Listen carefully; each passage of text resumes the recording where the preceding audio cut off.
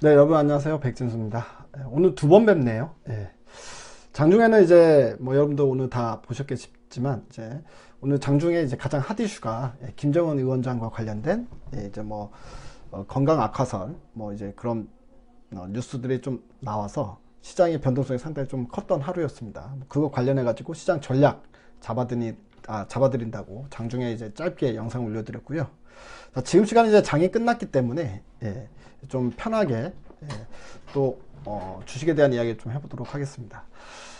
지난번에 제가 얼마 전에 그 장중에 그 렘데시비르 관련해 가지고 영상 올린 게 있는데 그게 이제 제가 좀 이제 유튜브로 또 이제 공부한다고 이것저것 클릭하다 보니까 이제 영상이 날아가 버렸습니다. 그래서 죄송합니다. 이제 유튜브 초보다 보니까 저도 이제 점점 가면 갈수록 저도 이제 스킬이 좀 많아질 거라고 믿고 있고요. 공부를 하고 있습니다. 그리고 뭐 지금은 제 얼굴만 나오고 있지만 여러분들 이제 심심하잖아요. 뭐 잘생기지도 않은 얼굴 계속 보고 있으려면 그렇기 때문에 이제 제 얼굴보다는 이제 제가 화면을 보여드리면서 이렇게 딱 이렇게 설명해드리면 여러분들 좀 더 보는 재미 그리고 배우는 재미가 있지 않을까 뭐 이런 생각이 듭니다. 그래서 그런 것도 곧 준비를 하고 있으니까 제가 스킬만 좀 익숙해지면 바로 진행을 해보도록 하겠습니다. 자, 오늘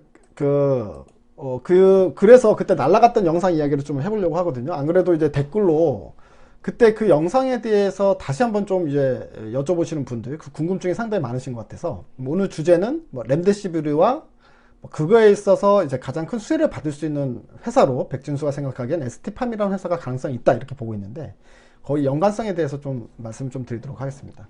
뭐 어쨌든 렘데시비르 이야기는 추가적으로 할 건 없죠. 일단 렘데시비르가 지금 임상 결과들이 나오는 것들이 상당히 좀 고무적이다. 그 기대를 할 만한 상황으로 이제 나오고 있는 상황인 것 같고 그래서 시장에서는 가면 갈수록 렘데시비르에 대한 기대감이 좀 커지고 있는 코로나 치료제로 사용될 수 있는 가능성이 커지고 있는 상황인데요.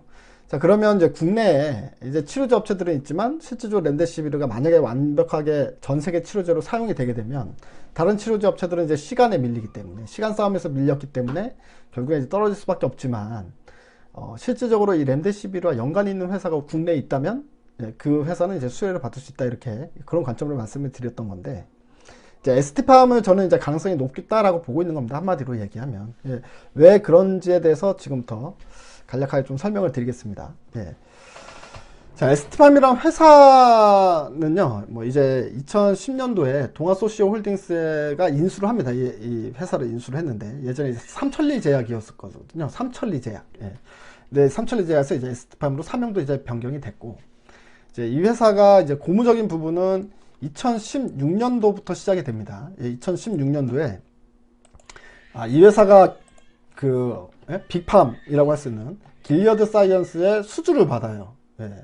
수주를 받는데 이 길리어드 사이언스에서 만든 그 C형 간염 치료제에 원료 의약품을 납품하게 됩니다.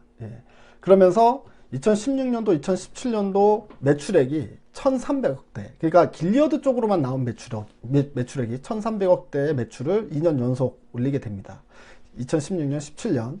그러니까 이제 대한민국의 조그마한 CMO 회사가 CMO 회사라는 건 이제 위탁 생산 업체입니다. API는 이제 원료 의약품이란 이야기고요. 그래서 API CMO 업체입니다. 즉 원료 의약품을 만들어서 이제 위탁 생산해서 납품하는 업체다라고 생각하시면 되거든요. 약간 삼성바이오로직스랑 사업 구조가 비슷하다 이렇게 생각하시면 됩니다.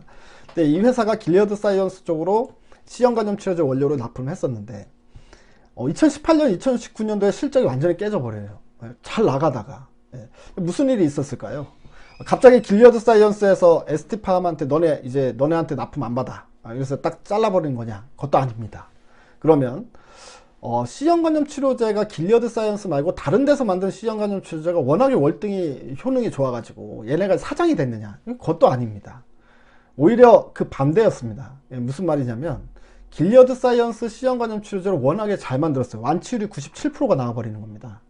그 얘기는 뭡니까? 사람들이 반복 투여를 할 필요가 없다는 얘기잖아요. 완치가 된다는 이야기는. 그렇기 때문에 매년 가면 갈수록 C형 간염 환자 수 자체가 계속해서 감소가 돼 버리니까 그러다 보니까 이제 길리어드 사이언스의 C형 간염 치료제 매출액이 확 줄어들기 시작하는 겁니다. 이제 그렇게 생각하시면 되거든요. 그렇게 돼서 ST팜이 일단은 실적이 2018년, 2019년에 깨지기 시작하니까 주가도 당연히 쭉 떨어지기 시작하면 2년 내내 떨어지기 시작하고 새로운 모멘텀이 없다, 이런 상황이었습니다. 자, 근데 렘데시비르 쪽으로 납품할 가능성이 생겼다, 저는 그렇게 보는 거거든요. 이유가 뭐냐, 예전에 길리어드 사이언스의 C형 간염 치료제의 원료로 납품했었던 이력이 있기 때문에 이번에 렘데시비르도 만약에 확대 생산하게 되면 당연히 에스티팜이 수주를 받을 것이다, 단순히 그렇게 얘기할 수는 없죠. 왜냐면 원료가 다른데 단순히 이전에 한번 C형 간염 치료제 납품했었다고 이번에도 이제 뭐 벤더가 될 수 있다, 이렇게 생각한 것 자체는 좀 너무 논리적으로 너무 많이 좀 이제 이야기가 좀 떨어지죠. 그렇기 때문에 그 이유가 아니라 다른 이유가 있는데요. 그게 뭐냐면 이 렘데시비르의 원료를 보면 되잖아요. 렘데시비르의 원료가 뉴클레오사이드라는 원료를 사용해요. 뉴클레오사이드라는 원료가요, 이 뉴클레오사이드라는 원료를 가지고 렘데시비르를 만든다는 이야기입니다. 길리어드 사이언스 측에서.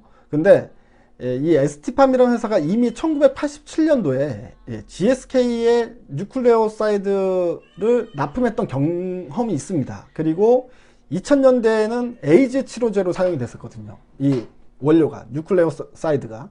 그래서 에이즈 치료제로도 이 뉴클레오사이드의 API를 공급했었던 경험이 있거든요. 그러면 에스티팜이 일단 기본적으로 길리어드 사이언스에 예전에 납품했던 C형 간염 치료제 원료랑은 이제 렘데시비르 원료는 다른데, 이 렘데시비르 원료를 생산할 수 있는 기술을 가지고 있다는 얘기거든요. 그러면 기본적으로 렘데시비르를 확대 생산했을 때 뭐 아시아 지역 쪽에서 보게 되면 예전에 C형 간염 치료제 받았던 경험도 있고 퍼스트 밴드였습니다. 그리고 이 회사가 이 뉴클레오사이드도 만들 수 있는 회사라고 하면 실질적으로 대한민국에서 수주받을 수 있는 회사는 에스티팜밖에 없다. 저는 이제 그런 논리로 말씀을 드린 거고요. 자, 그리고 에스티팜은 사실 이제 렘데시비르보다 오히려 시장에서 기대하고 있는 건 또 따로 있다. 좀 재밌죠. 그러니까 오히려 렘데시비르가 아니라 오히려 시장에서 기대하고 있는 게 따로 있다. 이것도 이제 재밌는 이야기인데 이거 해드릴까요? 이 얘기도 뭐 기왕 에스티팜 종목에 대한 이야기를 하고 있으니까 하는 김에 추가적으로 조금만 더 설명을 드리겠습니다. 이 회사가 지금 계속해서 이제 개발을 해왔고 원료를 개발하고 지금 임상 중에 있는, 그러니까 글로벌 신약 임상이죠. 임상 중에 있는 원료를 납품하고 있는 물질 중에 그 올리고 뉴클레오타이트라고 있습니다. 그러니까 올리고 헥산이라고 우리가 표현을 하거든요. 올리고 헥산이라는 물질이 있는데 이 물질이 지금 전 세계적으로 사용 범위가 상당히 넓어지고 있기 때문에 여기에 대해서 납품할 가능성이 상당히 커지고 있는 상황입니다. 뭐냐면 이 올리고 헥산이란 건 사실은 원래 희귀질환 치료제로 사용되는 그 원료로 사용됐었어요. 그러니까 이제 연간 필요한 양이 한 5kg 정도, 1kg에서 5kg 정도. 그러니까 희귀병 치료제에 또 극히 일부만 사용될 수 있는 플랫폼이다 보니까 당연히 그렇게 많이 필요하진 않지 않습니까? 희귀병 걸린 사람이 많지가 않기 때문에. 근데 이게 확장이 돼요. 시간이 지나서 확장이 돼가지고 이제는 만성질환 치료제로도 사용이 되고 있다라고 생각하시면 됩니다. 그래서 이 올리고헥산이라는 게 만성질환 치료제가 사용이 되니까 이거는 환자 수가 상당히 많지 않습니까? 우리 주변에도 만성질환에 시달리는 사람은 상당히 많습니다. 질환의 종류가 워낙에 다양하고 일단 환자 수가 상당히 많고요. 그리고 만성질환 같은 경우에는 만성질환이란 말 자체가 계속 죽을 때까지 약을 맞아야 된다는 거지 않습니까? 반복 투여. 그렇기 때문에 생산량이 상당히 많이 필요해집니다. 그래서 올리고헥산이 올해부터는 필요한 생산량이 전 세계적으로 500kg에서 1톤 가까이 된다. 라는 이야기가 있습니다. 그럼 여기서 이제 생각해 봐야 될 거는, 그러냐. 그럼 올리고헥산이라는 원료는 앞으로 상당히 많이 사용이 되겠구나. 라는 건, 이제 우리가 이제 예상할 수 있는 부분인데, 여기서 생각해 봐야 될 부분이 누가 만들 수 있느냐. 그걸 이제 봐야 되지 않겠습니까? 전 세계 3개가 있습니다. 제일 많이 생산해내는 업체가요. 이제 니토덴코라는 회사가 있습니다. 니토덴코라는 회사가 1.3톤의 생산 능력을 보유하고 있고요. 어글리언트라는 회사가 있습니다. 어글리언트라는 회사가 1톤의 생산 능력을 보유하고 있습니다. 그럼 에스티팜은 올리고헥산 능력은 800kg을 연간입니다. 다 연간 기준으로 이 생산 능력을 보유하고 있고요. 나머지는 없습니다. 그러면 이 올리고헥산이란 게 사실은 사용 범위가 넓어진다 그랬죠. 그래서 많이 필요해지게 되는데 만들 수 있는 회사는 3개면 이 제가 봤을 땐 3개 회사 다 수혜를 볼 수 있다라고 볼 수 있고요. 실질적으로 지금 이야기가 나오고 있는 것들도 있습니다. 이 올리고헥산에 대해서. 그래서 나오고 있는 이야기는 이번에 4분기 때 FDA에서 그 고지혈증 치료제에 대해서 이제 허가가 예정되어 있는 게 있는데 거기에 세컨 밴더로 들어갈 가능성이 있습니다. 퍼스트 밴더는 아니고 세컨 밴더로 들어갈 가능성이 있고요. 그 다음에 헌팅턴 병이라고 이제 희귀병이 있는데 여기도 추가로 수주될 가능성이 상당히 크다. 지금 현재 그 비형 간염이나 또는 염증성 장질환 치료제에서도 수주를 받을 가능성이 상당히 큰 상황이다. 그러면 수주 아까 말씀드렸다시피 C형 간염 치료제로 한번 딱 찍고 고점 찍고 17년도에 18년 19년도 오히려 그 C형 간염 치료제로 이제 캐시카우 역할을 하다가 매출이 줄어드니까 무너졌다가 이번에는 다시 올리고 헥산으로 다시 한번 실적이랑 주가랑 같이 올라올 가능성이 큰 상황이었다. 이렇게 보시면 되고요.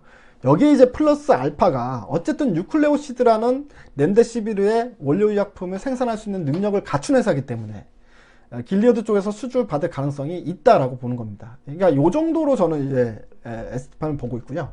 무조건 수주를 받는다라고 오해를 하시지 마시고 제가 이제 이야기한 맥락을 좀 살펴보시면 좋을 것 같습니다.